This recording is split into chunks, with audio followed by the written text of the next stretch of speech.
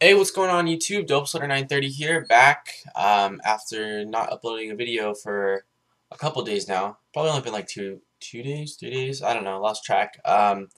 Which isn't that long, but for me it feels like it's been forever. And this is actually going to be my last video before Christmas, because tomorrow morning I'm leaving with the family and the girlfriend up to my family's cabin, and we're going to stay up there till I think Sunday. Maybe Sunday morning, then to come back and open presents over here and stuff like that. So I'm going to be pretty busy this weekend, and I won't have a computer up there or internet, so I won't be able to make videos or update anything. So, okay, this is going to be how my news are going to be from now on, if you guys like it. So let me know. It's going to be, like I said before, I want to do kind of like news, not every day, once a week, and I want to like just increase the quality of my videos and my channel. So let me know if you guys like it this way better. I think it'll be a lot better, but just let me know. So yeah, to get started, guys, I hit 550 subscribers, and maybe you guys are tired of me saying thank you every 50 subscribers, but until I hit 1,000, I think I'm going to say thank you every 50. So once again, thank you guys. You guys are awesome, and I've been getting, as always, more and more questions, more and more feedback, more and more thanks and stuff like that, which is always awesome. So I think there's a couple other things I want to talk to you guys about, but let's get to the good stuff, and we'll wait after the video for all the other stuff. Alright, so to kick it off, guys, first thing we're going to talk about is glitch chips. And since the original glitch chips, Cool Runner kind of set the potential of glitch chips. There was quite a few that came out before the Cool Runner, but none of them were that great in my opinion. And the Cool Runner had the best timing and the greatest support, which is kind of expected from Team Xecuter since they have such a big reputation. And they've been making products for the Xbox since back in Xbox One days, so they kind of have their way of doing things. So since the Cool Runner came out, I totally stopped looking at all their glitch chips, and I think that I'm almost positive all the other chips lost a lot of sales, because I know the Cool Runner at $20 was cheaper than when I originally bought my Matrix glitch chip, which was $30 when it first came out. So the Cool Runner set standard for, you know, good quality, ease of use, and price in general. So all their glitch chips kind of had to lower down to about $20. And up until this past week, I haven't really heard of any other companies trying to combat Team Xecuters with their glitch chips up until now. And one of the new glitch chips is coming out on here, that the actual chip will be available this week. So the X360 glitch chip will be available this week. So if you want to get one to test it out, do so. I'll put a link to the website in the description. Some of the major things it says that they added on are, now it has 2 LEDs to know the state of the chip. So just like the Cool Runner, kind of jockeying on their whole setup, but whatever. It says green light means your chip is flashed, red light means your chip is empty. So similar to Team Xecuters. It has improved slim booting times, improved fat compatibles. So it says that if you guys know, and you guys have glitched your own chips, then you know that Jaspers can be a bit of a pain in the ass. Well, it says that this new revision solves the problem for most of the Jaspers. So is that the case? I have no idea, but they're claiming it is. So we'll check into that. And then it says it has integration of activation of the chip for dual NAND install. So it says you don't need any additional circuit or any relay in order to unactivate the chip during the usage. So I guess, like, if you watched my tutorial on how to install the dual NAND, the Cygnus, into your recent glitch tech Xbox, I showed you guys in a Slim. Well, in the end, I had an add-on to the video where I actually installed a relay into the actual Xbox to kill the power on the chip. Well, this new chip has a built-in relay type, so to speak, where it'll automatically have that capability where when you switch off the Cool Runner, I mean, not the Cool Runner, when you switch off the Cygnus switch, it'll actually kill the power on the glitch chip. So that's a cool thing to have. So there's that, and then also the Matrix chip actually released the Matrix Glitcher 2, and in my opinion, the other chip, besides having the whole dual NAND thing with the switch, there wasn't too many differences that made it better than Team Xecuter's Cool Runner, in my opinion. But the Matrix chip actually seems somewhat promising. I had the Matrix Glitcher, the original one, and I gotta tell you guys, I hated it. I had tons of problems with it and never got it working.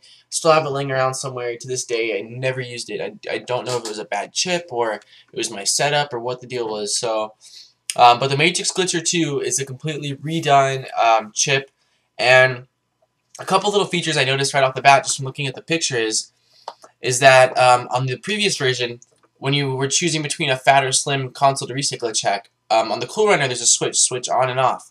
But on the actual Matrix chip, there wasn't a switch. You had to solder the little points saying fat or slim together, which isn't really a big deal. It's actually not a big deal at all. But then again, as an installer, and I think for anyone in general, will say the easier, the better. You know, I don't know. It just, to me, it's cool to have a switch in case you decide you want to quickly switch back and forth to test out things. Because I've on the Cool Runner sometimes on my Slim actually, when I had it set to fat, it was starting to boot quicker than on Slim. So it's nice to be able to quickly kind of test your timings and stuff like that.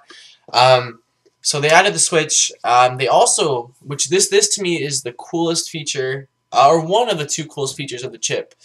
The chips come pre-programmed, and they don't just come pre-programmed for one console. They come pre-programmed for all the consoles. So with this one chip, it has Jasper timing, Slim timing, Falcon, Zephyr. It has all the timings built in. And the way that they're doing this is that there's actually 4 switches side by side, 1, 2, 3, and 4. And I guess that the way it is like I don't know how the switches are going to be set, but let's say maybe you have a Falcon. You'll switch 1 and 2 up, and that will give the timing for the Falcon files. Or you have Jasper, you'll go 1 up and 4 up, and that'll be Jasper. So it has them all built in, and you can flip between the timings through just little onboard switches. So that to me is bitchin'.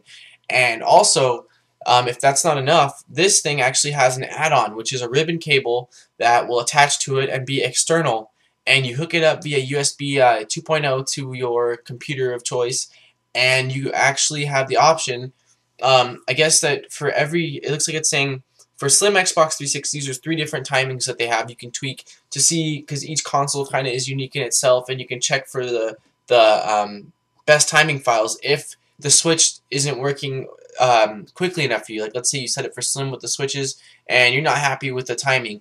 Well, they have an external programmer that actually allows you to try out the other timings that they have for Slims, and hopefully that will improve your timing. So to me, that's actually a huge thing. Those 2 things are actually really, really cool features, and I should have one on the way. I talked to the team and asked them about it, and I think that they are sending me one to actually review and test out. So I'm definitely looking forward to kind of giving Matrix a second chance on their glitchers, because I like Matrix as a team, and I know that they used to make mod chips back in, I think it was PS2 is what they made mod chips for, and they had some really good mod chips. So I'm definitely looking forward to give it a shot, and as always, you guys will be the first to know what I think, and I will make a tutorial, even though I don't think it'll be too different from the Cool Runner, but I guess time will tell. So as soon as I know anything, I'll let you guys find out. And also, Team Xecuter has a new product.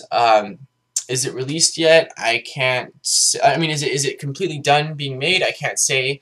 But the new product is called the Team Xecuter Demon. And if you've been following my buddy Johnny Guns, he actually was right on it and uploaded a video talking about it just, I believe, yesterday.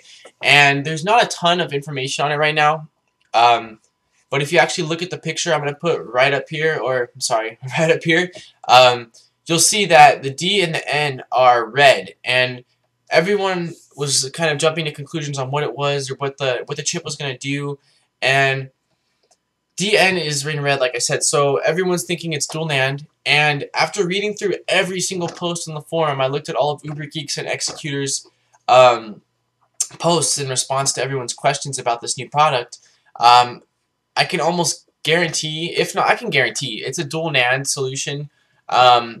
And from what I also read, Uber said that it's not going to replace the Cool Runner. It's going to be, maybe they'll have, because it says Xecuter said there's 2 different flavors it'll come in. So maybe they'll have it as a standalone thing where you can actually just install it and it'll be like a Cool Runner and maybe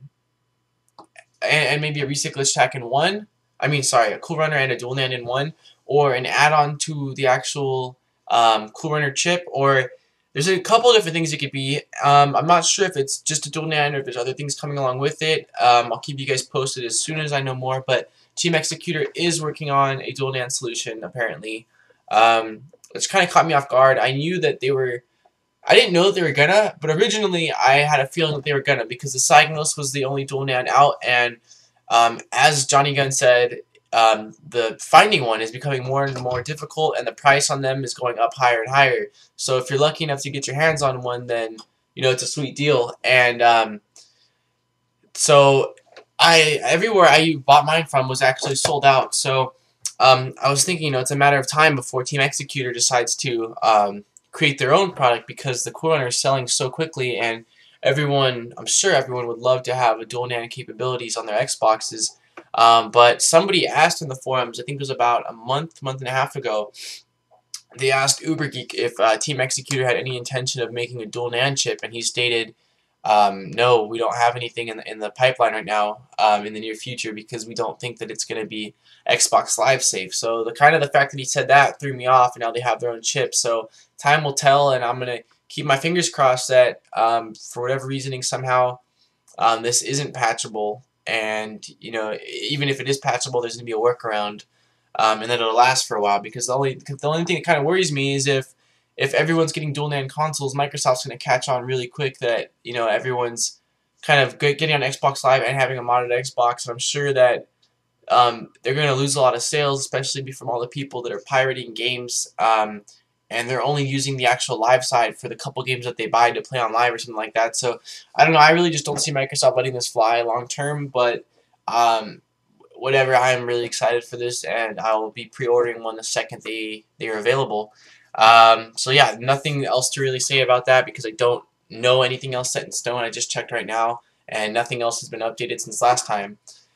So yeah, that's really it when it comes to mod chips and glitch chips that are new. Freeboot Toolbox Maker version 2.9.1 by Pig was released, which is just an updated version of his older program. And in this new version, it added support for the new 14699 dashboard, which is the new Metro Dash. It added the new 2.27 dash launch patches, as well as a few other things like support for kernel CB5771 as well as 6751. And I'm going to show you guys what it looks like right now. So, alright guys, so here's the first look at Freeboot Toolbox Maker version 2.9.1 by Pig. I haven't actually used this software myself, or his program. Haven't used his programs in a while. A long time ago I used to use his Freeboot program, which was similar to this one, same look, just different features and stuff like that, because it's got a lot more things going on for it now. But it's actually a very simple, easy to use program. Couple different language support. You're just going to pretty much have already flashed your Excel to your Xbox and got your CPU key. Enter the CPU key right here. Select motherboard type. Sometimes it has an auto detect of what type of motherboard it is, but it's always good to double check, and I usually just click on which motherboard I'm using. You can choose where you want to save your dump to of the freeboot image or recycler image, and you can choose what custom name you want to name the bin file, or it has a couple preset choices, and as well as a few different options. But all you really got to do is hit the main things are hit English, enter your CPU key, select your motherboard revision, and then choose between is it a recycler tag, your Xbox, or is it a JTAG, and click generate freeboot. And simple as that. Obviously it's airing out because I don't have a CPU key entered, and simple as that, it'll create your image. And as you can see, it's really nice and simple. Everything's on one up front little page or screen, so there's not a bunch of different tabs and complicated options. It's really simple and easy to use. So alright, well, I just wanted to give you guys a little preview of it. I think I'm going to start doing this, is kind of showing the programs that I'm talking about rather than just talking about them, so you guys can see them up front and actually see them yourself. So, alright, I'm sure a lot of you guys are wondering when LT Plus 3.0 is coming out. If you haven't already heard, this was announced over at I can never say this guy, C4EvoSpeaks.com. It says, with the final testing stage of BenQ and Fat Lydon underway in preparation for the scheduled Christmas Eve release of LT Plus 3.0. So Christmas Eve is when it's supposed to be dropped. We thought we'd drop some additional bits of info in your stockings in the form of answers to some recent questions. Version 3.0 of iExtreme LT Plus for BenQ and Lydon, both Fat and Slims, does in fact retain support for truncated backups.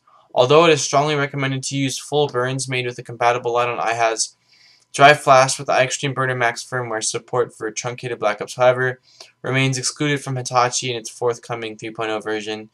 There's a lot of stuff to read, but bottom line out of all this, what I'm trying for you guys to get is that it is going to be dropped Christmas Eve. So the wait is almost over, guys. We got Christmas Eve. Oh, Saturday. So 2 more days. Awesome. So 2 more days and it should be released. So that is exciting. What else? Released a new version of their installer, version 2.2. It says, here's a new tool from Team Freestyle Dash just for you. It allows you to either do a local or online install of Freestyle Dash and Dash Launch. It can be run from either live, DVD, or extracted package included. Basically a one-stop shop. Run from media of choice. Choose where to install, what to install, and where to get media, local or internet, and press go. When installing Dash Launch, it will set up the launch on startup for the requested Freestyle Dash install. And so yeah, they have that too. But yeah, so that's pretty much all of the news I can think about right now when it comes to Xbox 360 stuff. Even though I'm really tired, I had a crazy couple days here, and so I might be missing something. If I am, I apologize, but that is definitely the meat of it all. So yeah, like I said, guys, let me know please what you guys think of this whole new setup, this whole once-a-week update thing where it's more detailed and I think more professional looking. I was planning on doing a totally off-topic video today, but I got just really overwhelmed. I was trying to clean up my room, and then I had to do some last-minute Christmas shopping, which I'm sure a lot of you can relate to, as well as fix an Xbox and do a couple other things. So I just didn't get time to do the video I wanted to do. Alright, last but not least, I would like to give shout-outs to 2 people in this episode. The first person is Michael. I have known him for a while now through my YouTube. He's been following me and messaged me about a few things different times, and most recently he just sent me in the last couple days his Falcon to be JTagged.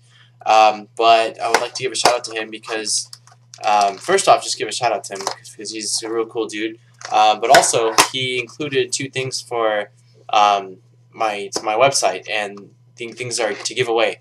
One thing he did was he gave me a 1 GB micro SD card to do in a giveaway, as well as a brand new SATA cable, which is good for case modding and stuff like that, or you can just use it for almost anything. This one is a pretty long one. It's actually 3 feet, which was kind of cool because a long time ago did a case mod project where I actually took the disk drive out of the Xbox and put it beside the Xbox, and then I filled the inside with fans. It was on my my Xenon JTAG I had a long time ago, and it actually kept the GPU temperatures extremely low. So this is a cool thing if you want something like that, or it's just always a good thing to have SATA cables for various different things. So big thank you to them, Michael again, for his contribution to helping make my website grow.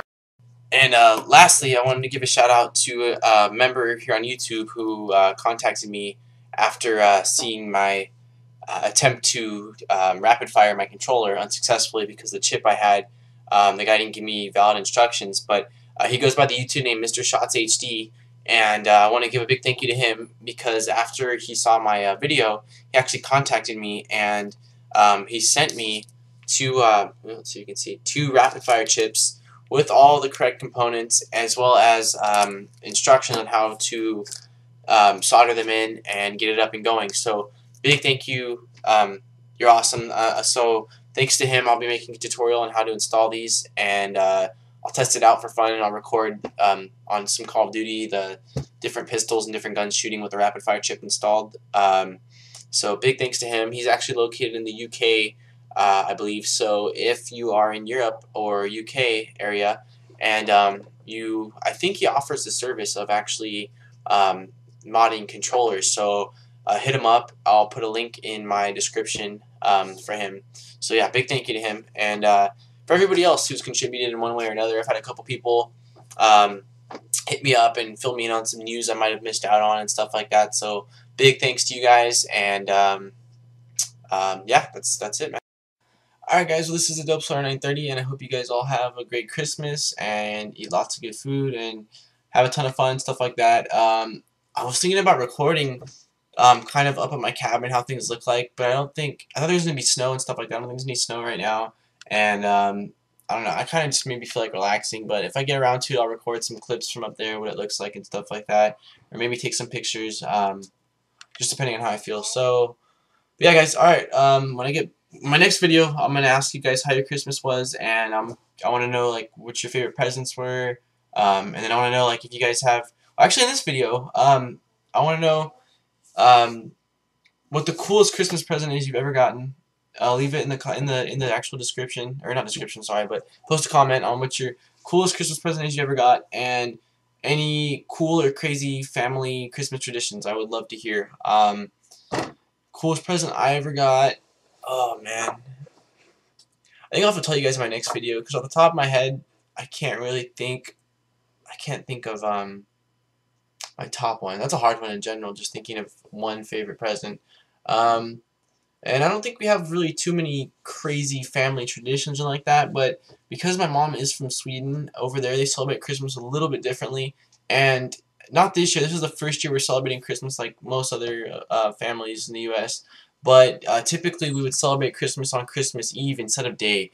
So Christmas Eve we would all usually have a nice dinner, and then we'd open our presents on Christmas Eve, which growing up as a kid was awesome because my best friend opened it Christmas Day, and his parents would never let him open Christmas Eve. So I'd always get all my presents, call him up, and just brag about all my different gifts and make him jealous. And then the next morning he'd get me right back.